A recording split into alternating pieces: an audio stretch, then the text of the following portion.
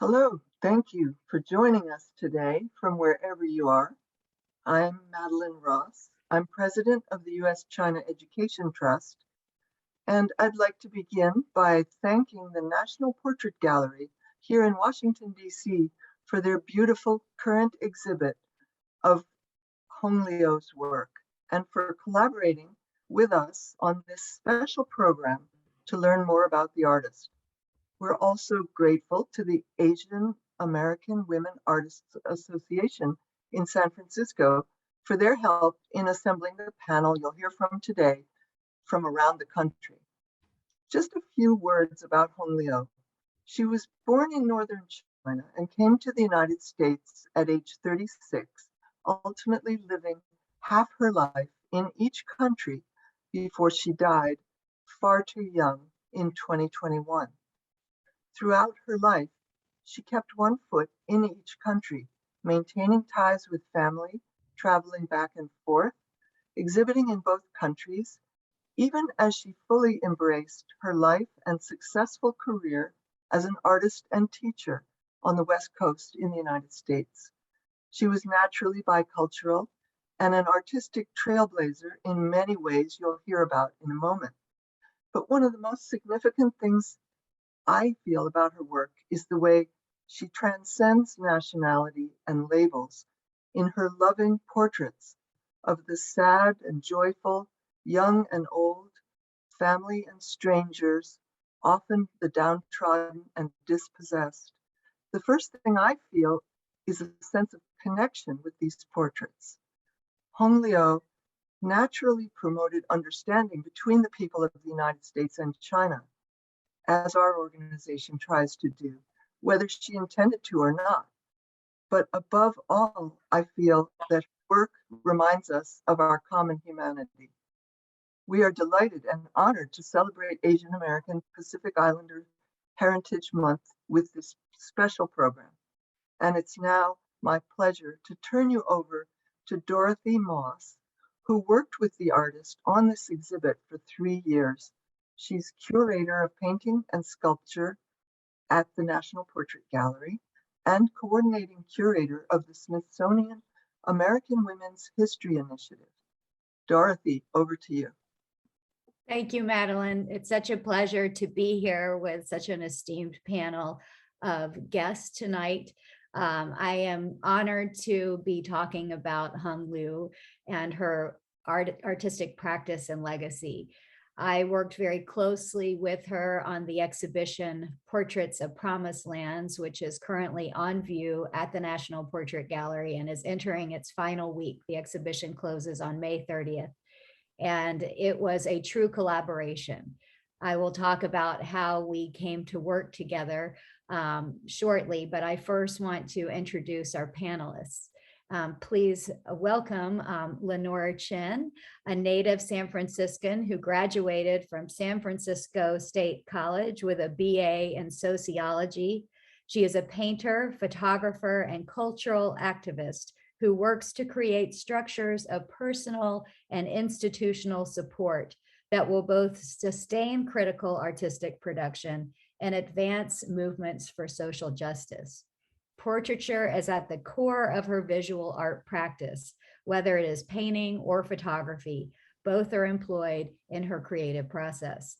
A moment in time spontaneously captured by her digital camera, transmitted to acrylic on canvas, conveyed in modern archival print, or shared on social media, these images document everyday life.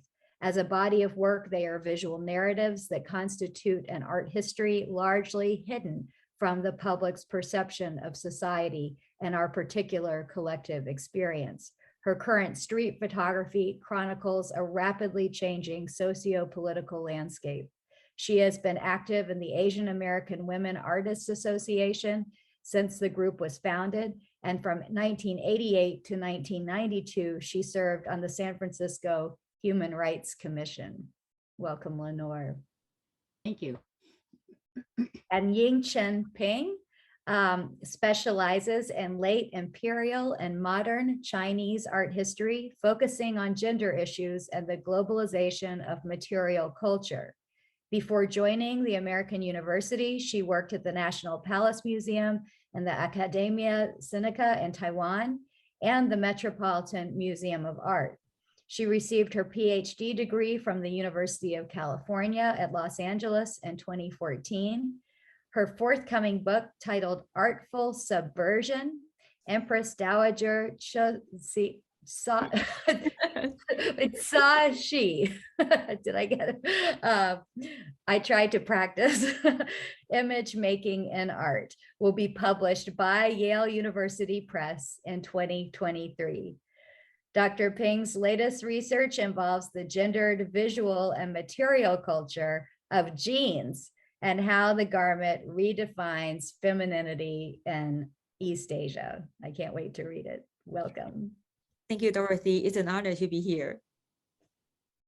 And finally, artist Mel Chinn was born in Houston, Texas, and is known for the broad range of approaches in his art, including works that require multidisciplinary collaborative teamwork and works that enlist science as an aesthetic component to developing complex ideas. He created and implemented revival field and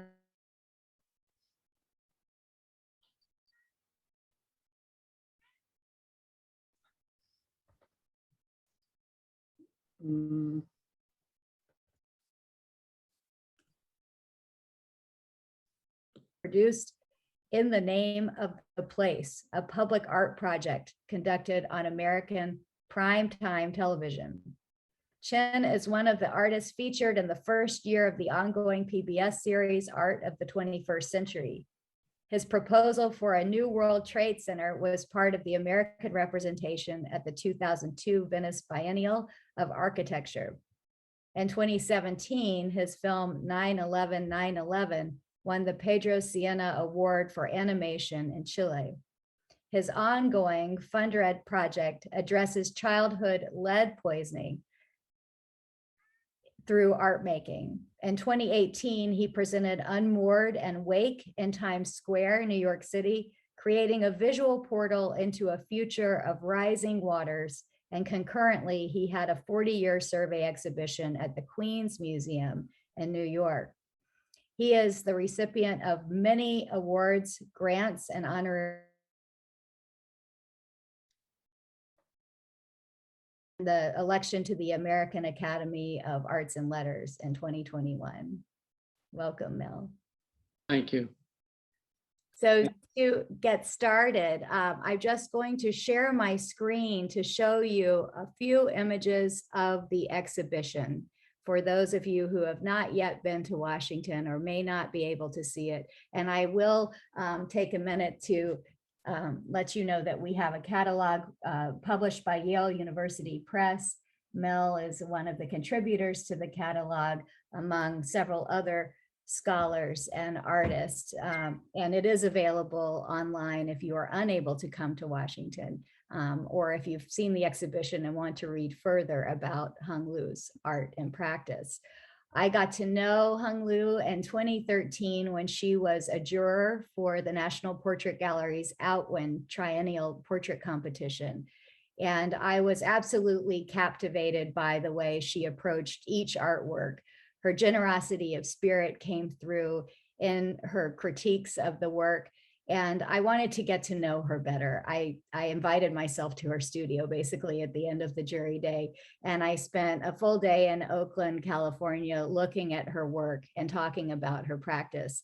I knew from that moment that we needed to give her a retrospective. I mean, she really, I saw somebody here who was at the height of her career, who was making extraordinary contributions to the history of art and to portraiture through a conceptual approach to portraiture using historic Chinese photographs and later photographs taken by Dorothea Lange during the Great Depression as source material to make visible lives that were at risk of being erased. The exhibition is on the second floor of the National Portrait Gallery, and it's installed in an exhibition space that involves a corridor with large galleries off the corridor, which are devoted to themes and Hung Liu's work. But I like to set up the exhibition and her approach to portraiture through these 2 photographs and 3 drawings that she made during the Cultural Revolution when she was sent to the countryside to labor continuously for 4 years.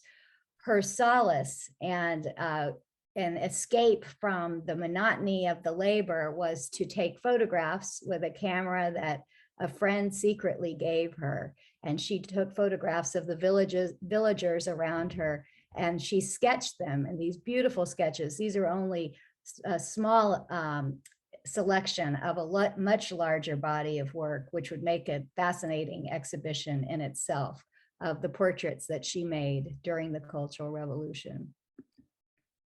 The first gallery is devoted to monumental portraits of her family members, as well as self-portraits.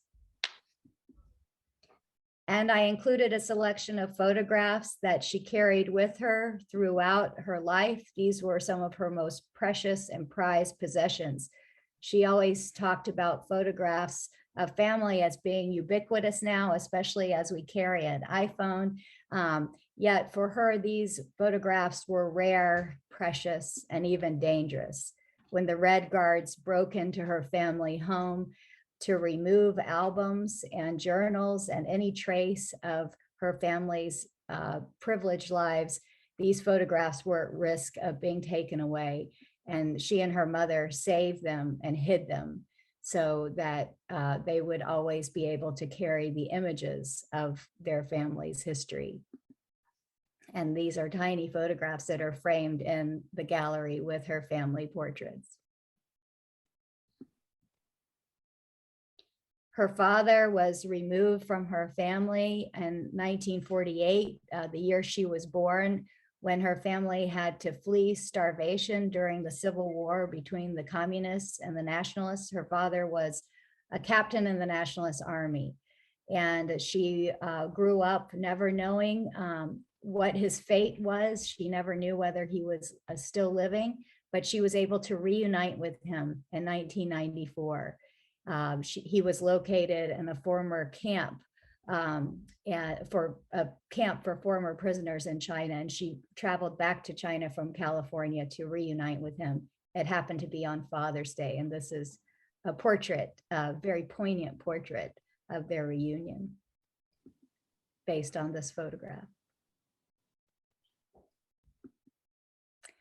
She studied at the University of California, San Diego, with performance artist Alan Capro and feminist theorist Maura Roth. And here she is with Alan Capro and some of her fellow students, including her later husband, Jeff Kelly, who's an art writer and critic. And she began to approach art more conceptually under the guidance of Alan Capro. Here you see one of her most famous and iconic images. This is titled Resident Alien, about her experience of feeling like both an insider and an outsider in her new home.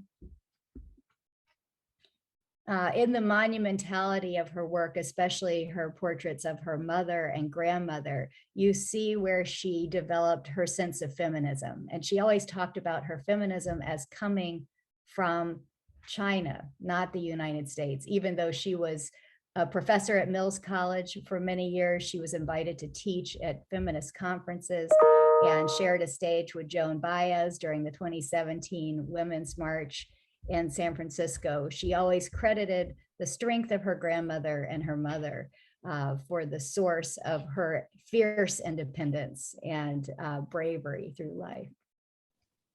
The second gallery is devoted to her conceptions of gender. And again, she was a student of history. She described history as a verb constantly flowing forward. And what she meant by that, and as she explained that to me, was that history can constantly be rewritten. It can be opened up. New stories that have been abandoned or erased can be told. And that was part of the work that she did, to make visible those who have been marginalized and forgotten.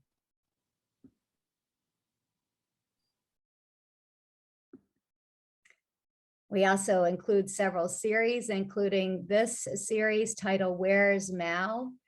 This belongs to the Denver Art Museum, and it's hard to see here, but in each image, they're charcoal sketches on canvas based on photographs of Mao Zedong with world leaders engaged in sort of propagandistic poses. And she has taken his facial features and erased them. When you look up closely, you see her erasure marks.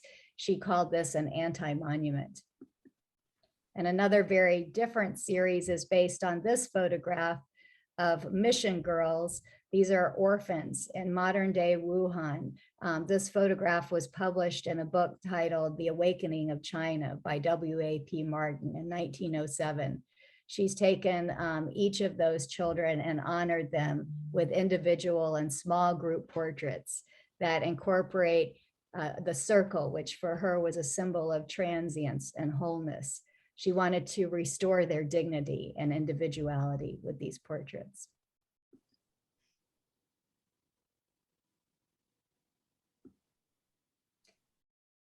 Another gallery is devoted to her portrayals of refugees and displaced women.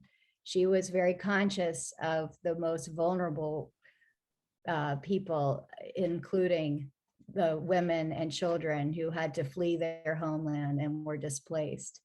And she related to that story because her mother carried her to safety when they fled the Civil War in China. And she moved from looking at historic Chinese photographs later in her career towards the end of her life to looking at Dorothea Lange's photographs from the Great Depression. And again, she herself was a mother. She has a son named Chinn. She was very close to her own mother, and seeing images of migrants and refugees with their children spoke deeply to her. And she wanted to make the lives of these very vulnerable people visible. Also, she related to Dorothea Lange through her own work during the Cultural Revolution to sketch the villagers around her and the children around her. She really felt a kinship with Dorothea Lange and wanted to learn more about the Great Depression, and found a way into that history through the images that Dorothea Lange made of migrants during the Great Depression. And here you see the way that she cropped source images and added texture and color, and in a way reanimates the lives that were pictured. And finally, I wanted to point out that the National Portrait Gallery was proud to acquire her final 2 self-portraits. These are the last 2 self-portraits she made during COVID in 2020.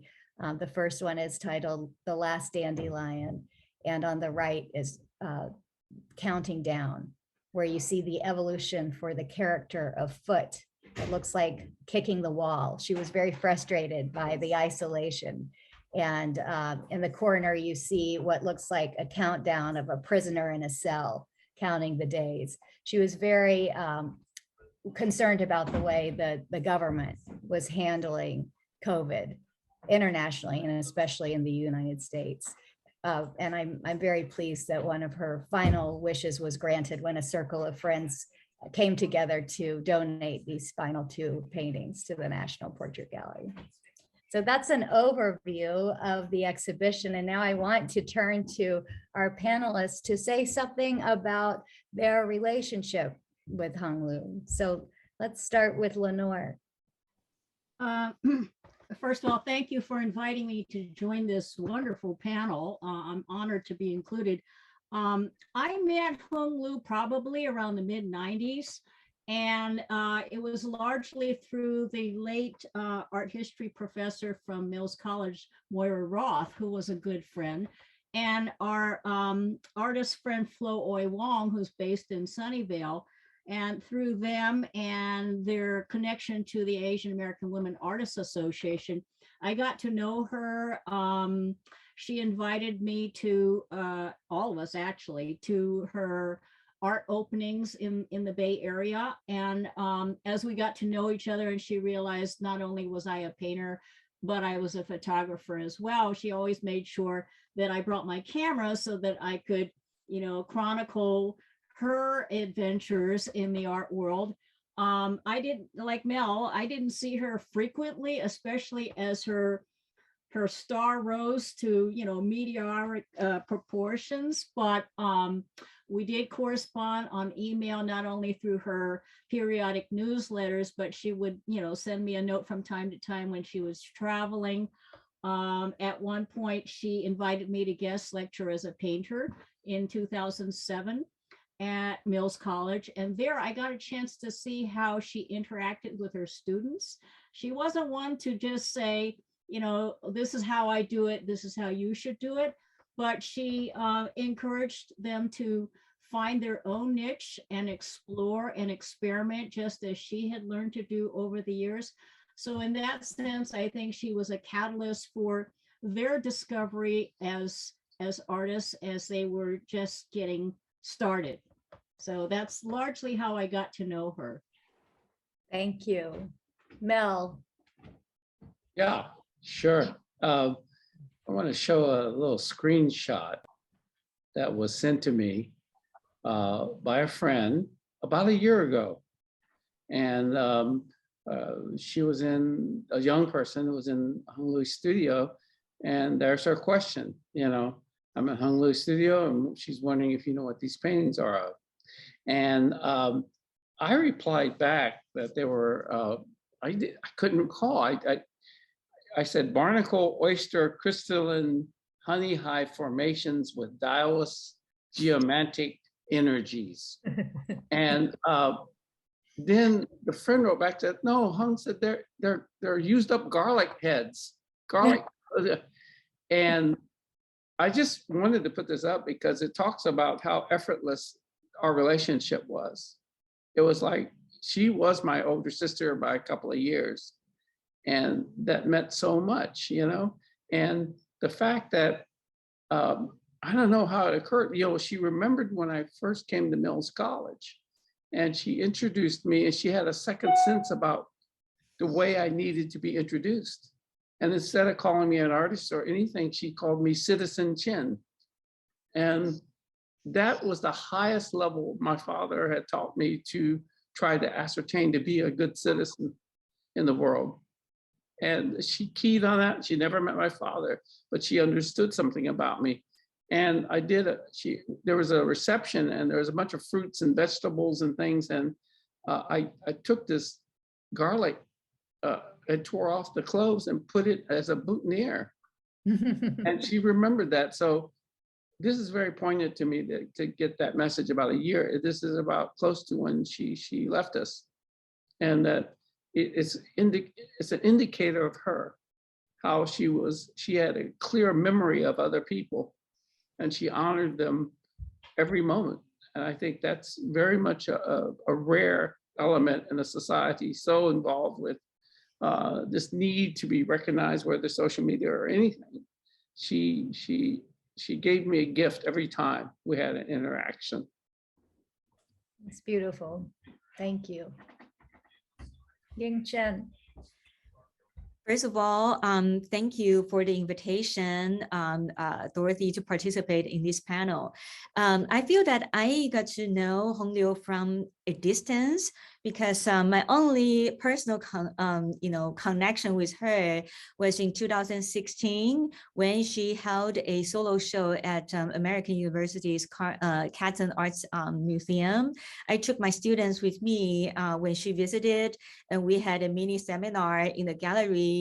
And I got to witness what a passionate teacher and artist she was, when she answered all the questions from the students and even asked my students questions, because AU, the art history program at AU is known for our commitment to feminist art history.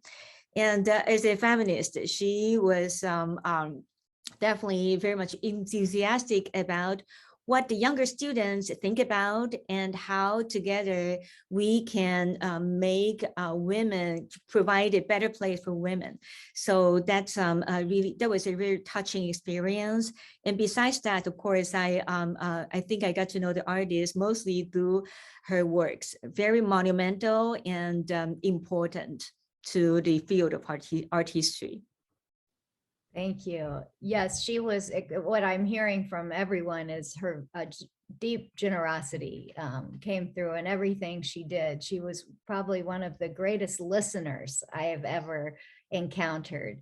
And not only did she make her friends and colleagues and students feel visible, she made everyone she encountered, everyone was important to her. And that really was deeply felt, I think, by everyone who knew her. And so I just wanted to also discuss her contributions to the history of art. And Mel, I'd like for you to tackle that one. Well, yeah, it's terrible to ask an artist about, but maybe I can speak it to more of it in terms of how it is to be an artist and what it does.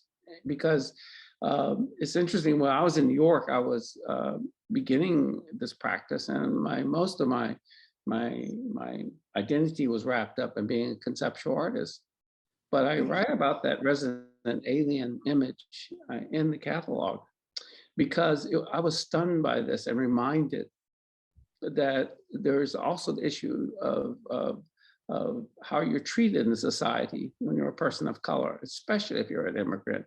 And she immediately leaped into the importance of how she could, through just an image, about a large image, an important image, do this connection that was necessary to understand your place and the inadequacy of the art world.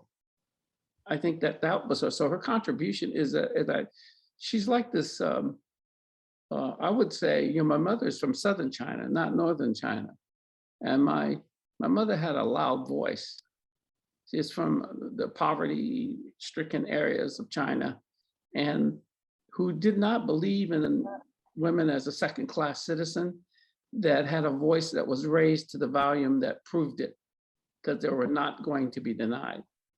And the way her contribution, that Hung Liu's contribution, was, how they talk about painting as neither speaking nor silence. And it's a very profound volume in her output, and especially her consideration. And that's what I think of it. It shows a certain kind of bravery too, whether you're talking about how you approach these topics and how to form this bond with whether those, I really loved her Dorothea Lange kind of reapproximations, because what it is, it's about a person who has the capacity to art to give life to what's dead, using that. And I think what I say her contribution is, and maybe, I don't know, art historians will write the way they will write about it. But for me as an artist, it's almost like she covered the ground necessary so that I would have something to follow. And also that it's almost like when you're in the world, and why I grieve her loss, because we've lost a lot of friends during COVID, and also maybe my age. But these are remarkable people that you felt confident to pursue your track, so different perhaps, because there was somebody there that was doing what they did even more impressively.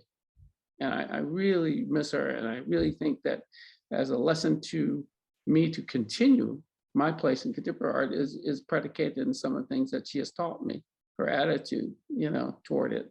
And that's how I think, I hope that being like a comrade, we'll use that term, is the way to look at it. And comrade and also family. Because when she's showing those pictures of family, I always felt the sister, she was my sister. And we didn't have to say it. And maybe that's a contribution to art as well, what you don't have to say, but it's very apparent through the practice of your work. And I think she really did it. And even those railroad pieces when she moved into a sculptural work like that, the railroad with the fortune cookies. Yes. And being my family is part of the Toisan people that came from southern China that built those railroads and the stories, right? So it was almost like she didn't forget anyone. And so I think this refusal to forget is a great contribution to our practice, the world of contemporary art. You don't forget because it's always about the newest technique or maybe the situation, but her refusal to forget humanity is something we all can improve with. So it's resistance in the best way. I love that. And I see her in many ways. I mean, so many people describe her as fierce. I would say that. As a warrior. Yeah. And she talked about, memorizing the Ballad of Mulan, sitting on her grandfather's lap. And they would talk about the fact that this young girl went and fought in battle dressed as a boy, in place of her father. And she made the wonderful self-portrait avant-garde based on a small photograph of her in military training in China, where she has a bayonet on her back, but she's painted the tip to reference Monet. And her husband, Jeff Kelly, said that when he asked her about that photograph, the source photograph, he said, "What are you doing?" And she said, "I'm out fighting American impressionism." Meaning American imperialism, but she turned herself into this avant-garde artist warrior who paved the way for all of us. Yes, I think so. I feel that. Yeah, I think it's very important when you look at art. I don't do self-portraits. I don't do figurative pieces, and maybe it's because of her. I don't need to do it because I know I couldn't do it any better. And so I guess she liberated me. I think she liberated people because when you think of yourself as an artist and the way she even applied the weeping tones, the poignancy of look, you got skill, you can do it, and you can paint anything, and then you start disintegrating the pigment and allowing it to run was just you have to look at it with emotion. I think that's another thing, and understand. And the way of art is to make people want to understand what it means. And I think that even I always talk about Baldwin, James Baldwin, who speaks about the practice of art being this thing where you look, it makes you want to find the question that has been buried in all the answers. Everybody gives you the answers. And I think she made this relationship of her, I guess now that you've told me, this 50-50 life. Yes. And then to be in America practicing and refusing to let go of the previous 50% of her life, I think that, yeah, it's strength and ferocity and strength. And she described herself as a Chinese artist in America. Yeah, and she's cool too. Yeah. To make that garlic head, I mean, really, to almost saying, no, you think you're so smart. Let's see if your memory serves you in track. And I'm just babbling, and she just puts it out there. It was just a reminder. You need people to remind you that you're placed in the world, but also you're placed in their heart. Yes, absolutely. So I was fortunate to even spend a moment with her. From the very beginning, it was not an issue. She was already embedded in my consciousness. So I'm very thankful. So that doesn't answer any art historical question. Well, it does. But so I'm a failure as a panelist. You just proved that she transcends that question. Yeah, so we'll go from there. Thank you, Mel. Lenore, with your activist work in San Francisco, I want to talk about Hung Liu's work as a humanitarian. I mean, she really did see herself in some ways as an activist, even though that's not how she positioned herself publicly as an artist. But I think deep within her was this sense of deep sense of human rights and women's rights. I think, before our talk, in sort of prepping myself, I went back and I looked at some of her talks that fortunately had been recorded, and she talked about in her early years when she was still living in China, and whether out on the farm or released from those duties, she talked about how controlled her environment was, and the people around her, what they were and were not allowed to do artistically or otherwise. And I remember her also, something Mel said reminded me of a little anecdote that she had told me. I don't know whether she had actually gone to the grave of Confucius, but she had some words for him about, her position as a woman and as a Chinese woman, to say, some of this stuff going on, it's all your fault. We have to deal with some of these ideas, you know what I mean?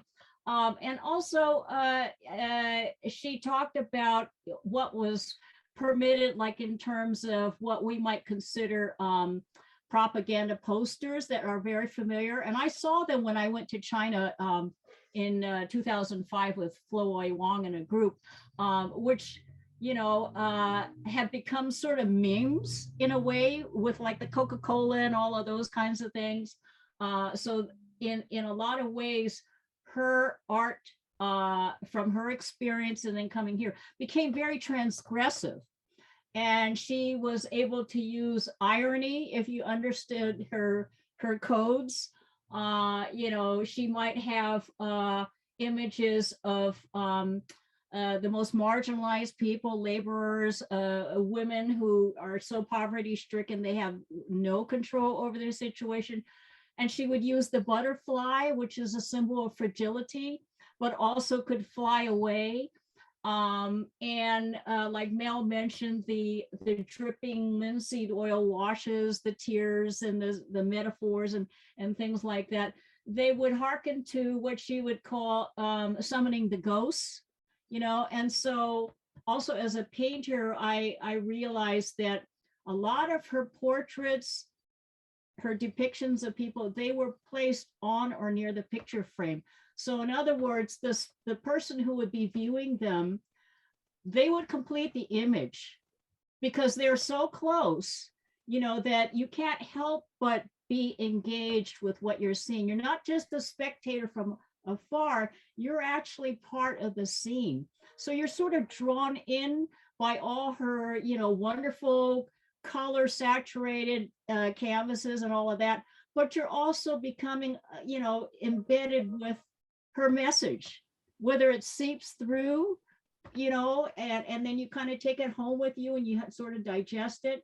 So that was sort of her way of imparting her critical theory in a sense, but on a visual platform. And she did realize she had a platform, and she used it to elevate the voices of people who normally would not be depicted in a portrait. Normally it'd be royalty, somebody of means, but for her, she created a body of work where the people that didn't have a voice, they were given a voice. People who were not recognized, they were made to be seen. And so in a sense, a lot of them became, pointing to today, the essential workers, where, in a previous time, perhaps they were not well considered, but now, particularly because of COVID and all of that, we're all interconnected in some way. And I think that was her gift. Absolutely. And that's exactly why I felt so strongly about showing her work at the National Portrait Gallery. We're not a contemporary art museum. We're not even a pure art museum. We're a museum of art history and biography. Mhm. we show the full set of portraits of presidents of the United States. We're the only public collection of all the presidents. And when I realized that she was not able to travel to Washington to see the exhibition because of her diagnosis, and she was feeling quite weak, I took videos of our art handlers rolling these carts of monumental shaped canvases into the museum. It was breathtaking and awe-inspiring to see these figures enter our spaces. And I showed her videos of the art handlers installing these mural-like paintings of Korean comfort women and refugees. And in the context of the Smithsonian, steps away from the White House and the Capitol and all of these policymakers, these messages speak loud and clear. And I honestly have to say that during the course of this exhibition, her work has become ever more relevant. So I do believe that her legacy will continue to unfold in really powerful and amazing ways. But I'm so grateful she was at least able to see, and she, you know, kind of laughed about the fact it was quite subversive looking to see her grandmother rolling in, you know, in this national space. But also in a very serious way, you know, she's reminding us to make sure we are taking note of the refugees in Ukraine right now. You know, the connections to contemporary life continue to unfold. And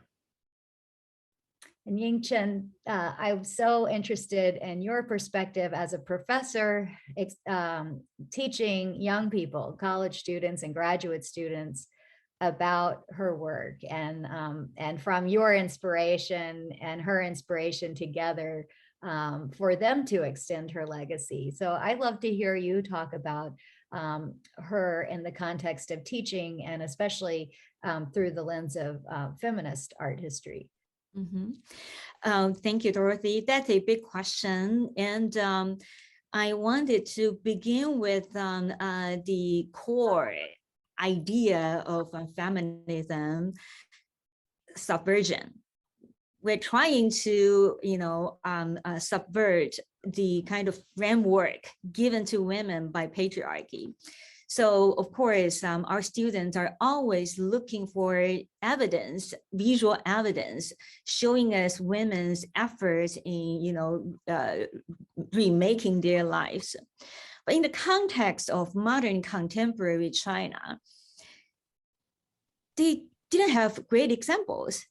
That makes Hung Liu a very unique existence in the constellation of modern Chinese art. Because, you know, throughout the early and mid 20th century, the art scene in China is primarily a men's world, especially in the medium of oil painting. And of course, when Hung Liu started her training as a young aspiring student, she had other, you know, female fellow students, but together the training in China, which had a single most focus on socialist realism, was to train students into propaganda painters that promoted a very patriarchal notion of a Chinese nation.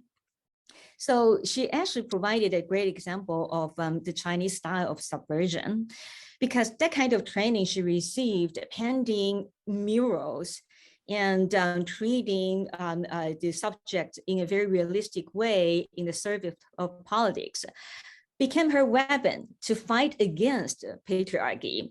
So what we see is that in her Residence Alien and the other later series, she sort of held on to that kind of fundamental training she received in China, always very large works, installations, and very much, you know, almost nearly confrontationally realistic repainting of historical photographs. And that really makes me feel that students can immediately make that connection, understanding the kind of work that she does that you don't really see in the practice of other women artists in China. And of course, her journey to the States is a very important watershed that really enabled her to transform the kind of shackles into her weapons. So our students are always very excited about seeing her works, and that kind of monumentality is another very important aspect of her art, because traditionally we would think that women artists would work with small scale, and especially in the context of East Asian art, but she is purely against it. She's always aiming at something big, something large, and something realistic. And these are the qualities that used to be considered very masculine. And, she just did it so effortlessly in practice. She didn't have to explain. And that is also, I think, part of the reason why she said her feminism comes from China. Because, in that Chinese context, we talked about resilience. We talked about day-to-day actions instead of building that kind of confrontational narrative or discourse. So I think that also makes Hung Liu a very, I would say, Chinese feminist. I love that. Yes. And she was always so experimental. I mean, we talk about the monumentality, but there's a performative aspect of her work where the figures come into our space, and then the installation elements, and every object that is positioned with her paintings has meaning. And I would love to see down the road an exhibition with more of her installations and video work, and to show that really her radical thinking went into every kind of medium, every kind of artistic engagement. And I would love to hear you talk about that meld as a conceptual artist.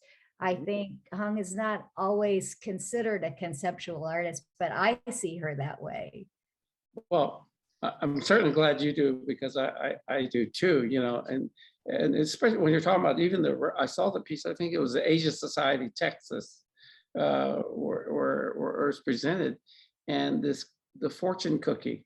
Yes. And it's interesting, it's interesting, and to just cover the idea of these tracks that are the hard labor with this very confection kind of invention that's kind of silly in a way, that becomes a stereotype, and juxtapose it. That's conceptual art in a radicalized way, to really understand your materials have a voice. The choice of materials have a voice. And so that, and I love what Ying-Peng was talking about, this feminism subversion concept. That is also conceptual art at its finest, to really understand what you're dealing with. That she's not just dealing with the preoccupation in the Western art with the male legacy in terms of art historical context and market forces and prices. She's also talking about 5,000 years on her back, right? That she mentioned. And it's like, okay, that means you're a tough nut. You understand what the stakes are. Right. And again, you're not gonna let it intimidate you. The scale of the painting portraits and scale, and then making them shape canvases. So they can take one more thing to remove, it's flat, that you cut it out, and once you make those kind of shapes, and you give a physicality, a dimensionality, a life to the work. I think this is how I see her always working. It's not just a material choice, it's also how you present things. And so again, that's I can't wait to see the show, because I can make up for all this time I didn't see her, and then and it will prove my feelings about her are correct, Absolutely. And one of my favorite anecdotes from working and the exhibition really was a true collaboration. She read every word I wrote and sent them back, and so did Jeff. And, it was a back and forth. But one of my favorite things that she changed in the writing that went onto the wall, and she did this in her last days, was that I had written in one of the introductory texts to the family gallery that she, with the monumental scale of the shaped canvases, invites us to look up reverentially at her family members. And she crossed that out and said, invites us to look up at her family members as if they are our own. So Yes. these address the sense of connection. That totally resonates. That Totally resonates, because I had a brother who died, and we've been going through all the family photographs. I had them, I was scanning them, and every image that she held up, what you presented, is so much of that same, the tiny scale. It's about it's also this idea of understanding what's valuable, and understanding that that is a shared kind of reality for almost any immigrant who would come from China. I know that because it's the idea of the photograph and how that was transmuted in our American experience. Our parents always took these photos, but it's those early ones that were so preciously kept. And they're usually tiny, small little squares, but beautifully framed and held onto. And they become the heirloom. The image is the heirloom. The image is the reality that you must remember. So it's about all of us. I think she was thinking, Absolutely. So. She would talk about a universal family and say that if we can adopt each other's children, why can't we adopt each other's ancestors? Which she talked about the people in the photographs by Dorothea Lange would be older than she is now. So she was adopting them by painting them. Ooh, Coolio. She's Coolio. She is. Very cool. So I have a question here in the chat from one of the youngest Hung Liu scholars and fans out there today. His name is Beckett Potter, and he lives in Dallas, Texas. And I got to meet him when he made a trip to see the exhibition just last week. And he writes, I had a chance to see the exhibition at the MPG last week. I especially like the refugee paintings with the veiling or tearing using the linseed oil. I'm curious whether you think these paintings will bring more awareness to modern refugees, for example, Syria, Ukraine, Afghanistan, among other countries. Thank you, Beckett. Beckett, I believe, is in 4th grade. Wow. I absolutely think that and hope that it will bring more awareness. And that was truly Hung Liu's vision for these paintings. Lorraine, do you want to say anything about that in terms of your knowledge of her interest in human rights? Were you addressing me? I Yes. think I missed. Oh, yeah, sorry. Yes. What was the question? That the young writer is asking whether her portraits of refugees will bring attention to current refugees. Oh, I think absolutely.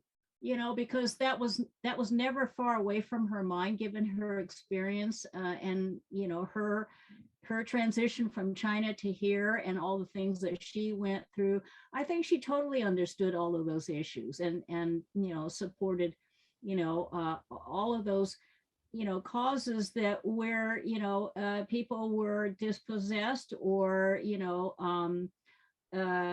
whose rights were taken away or whatever. I think part of that also comes from the limitations that she experienced when she was living in China, and she could see it here. There were definitely parallels, so I absolutely agree with that statement. Yeah. Well, the fact that it affected him, that he already answered the question. Exactly. He's in the 4th grade. If it can transmit to someone that young, then there is, I will have to say it, as pessimistic as I am, then there might be hope. And so this is key. There's a joy in her presence, physical, when we meet each other personally, And there's a joy in the fact maybe these topics that she's painting are not about that, but there's a life to them, is what I'm saying, and there is hope. So that's a very cool question that was answered just by asking the question. Thank you, Beckett. Another question has come in. It may be beyond our scope, but is it possible for artists in China to study the issues that Hung Liu confronted? And as you all know, or if you don't know, her major exhibition that was scheduled in 2019 at the USCCA in Beijing was censored, and she wasn't given the permits to send her work to China for the exhibition. So that in itself may answer the question. Yeah, too sensitive. I mean, she might not have realized it initially because her idea was on something more global in terms of the subject of war and all of that, in general. But obviously it triggered a nerve, with that kind of a response. So I know she was disappointed that that didn't happen. But on the other hand, it begs the question whether anybody wanted to deal with it directly or not. It does beg the question, why? Yeah, in addition to that, I feel that now we are in such a globalized contemporary society. If the artist cannot have his or her solo show in that place, we can just, move people over. That's my experience, because we have a lot of international students in the States.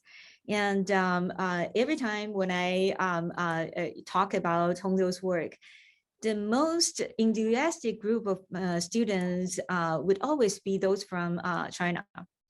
They've never heard of her name, but they immediately sort of recognized the importance of the issues that she was talking about, and also responding to the previous question on the issues of refugee. Again, I really admire Hung Liu's monumentality, because in the US, we are quite far away from the refugees, unlike people in Europe, where countries accept refugees in great number, right? But here we usually learn about the struggles of refugees through words or through pieces of information.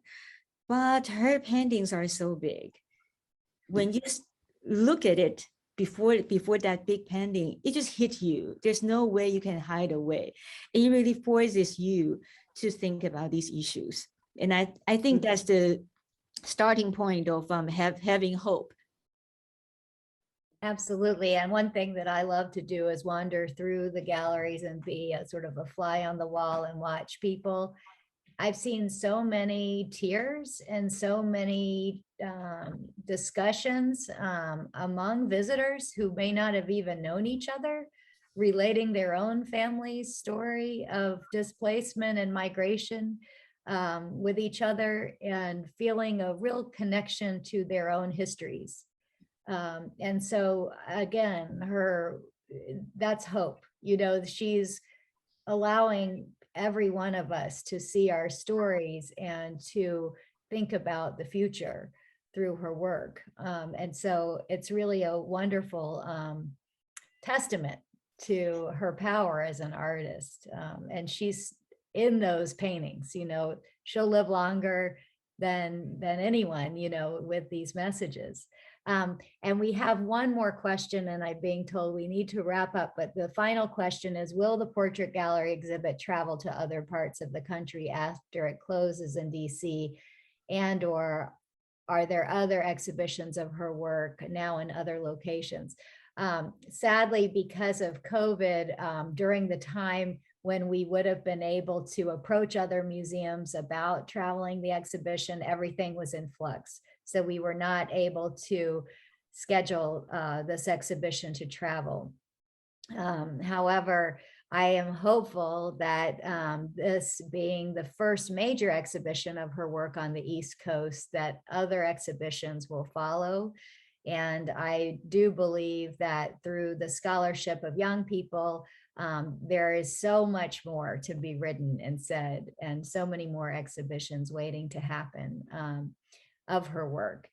And I do believe that through her archive, which will be placed at some point, young scholars will find all sorts of ways in to her work. And I was really excited when the art historian John Klein, who teaches at Washington University, came to see the exhibition, and I had lunch with him afterwards. And he said, you know, I teach a survey course where I teach key artists. And he said, I've got to drop somebody to add Hung Liu in. So I'm also happy that teachers and professors are coming through and adding her into their coursework if she wasn't already there.